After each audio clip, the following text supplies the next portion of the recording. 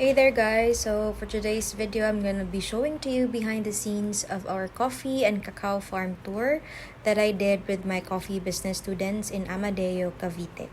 So I really traveled from Cebu to be with them and we're now on our way to Cavite. So our first stop is in this store wherein nag-lecture muna yung aming trainer or speaker or facilitator that time. We also had a cup of coffee para magising kami. And then he showed us this warehouse wherein they hull and pulp all the beans after farming. Then this is one of my favorite parts of the tour wherein we get to meet the titas na nagmamanually sort talaga ng beans, no? So they take away those that are still not that ready. Parang yung mga green pa na beans, hindi kasali siya. Yung mga medyo may damage, no? Hindi din siya kasali. So they segregate them manually talaga. So just remember this very hardworking ladies as you drink your cup of coffee every morning. So it really takes a lot of effort.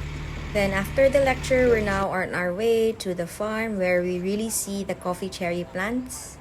So nag-hike muna kami ng medyo konti lang until we get into this coffee technology center. So dito nila pinapatubo yung mga coffee seedlings up until harvesting.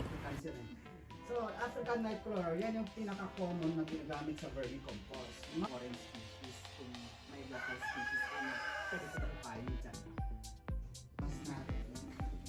May composition na, may mixture na ng lupanon, vermicompost, no, and anong Our visit actually was not their usual harvest time, pero buti na lang at nakaschedule kami. So they save around 1 or 2 coffee cherries na hindi pa nila hinarvest. So we were still able to harvest a little bit of the bright and red ones kasi hindi talaga pwedeng i-pick yung mga hindi pa hinog na mga coffee cherries. So we actually get, no, in harvesting, we get the bright red ones na coffee cherries.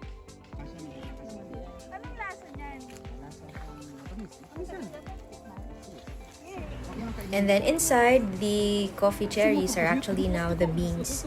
So there are 2 beans inside a coffee cherry. So after harvesting, of course, nag-snacks muna kami ng buko.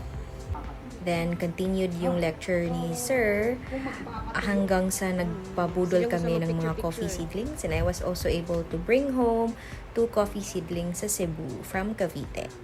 So we had a quick lunch and then after nito, we are on our way to a cacao farm.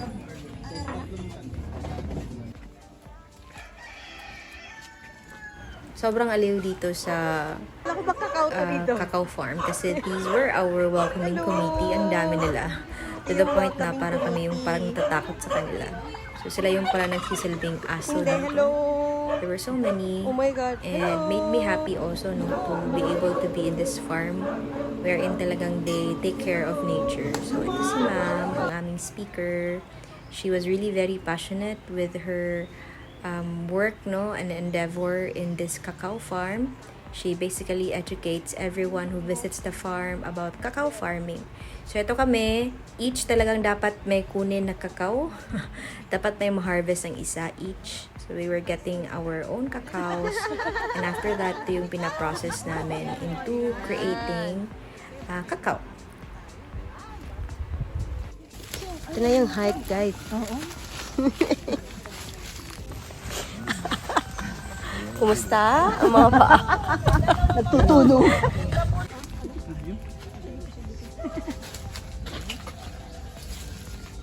Ay. Abot niya pala eh.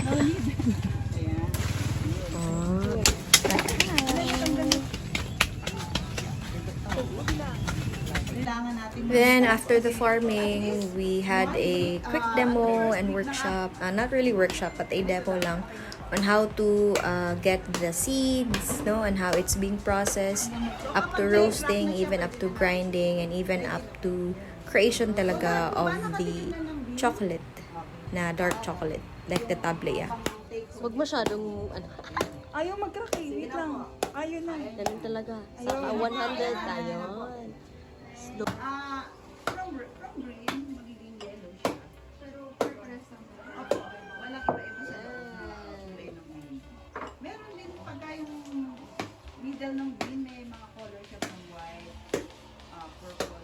Ito, may perfect. May ganun tatlo light. So, yun based sa Covered with banana leaves. So, medyo haluin.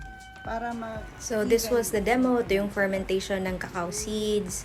Tsaka during And fermentation, sobrang aliw mag-mix kasi ka. medyo hindi pala siya ganun ka-complicated and we can actually do this, no? And I love how passionate talaga si mom to teach and make the cacao farming and cacao production easier, no? To encourage also the young ones and the younger generations to continue, of course, yung farming industry natin sa Pilipinas. Ito, we're really manually grinding yung cacao and mafe-feel mo talaga or masismell mo yung chocolate. Ang bango. Psychology. Super nice na experience. Really grinding it manual.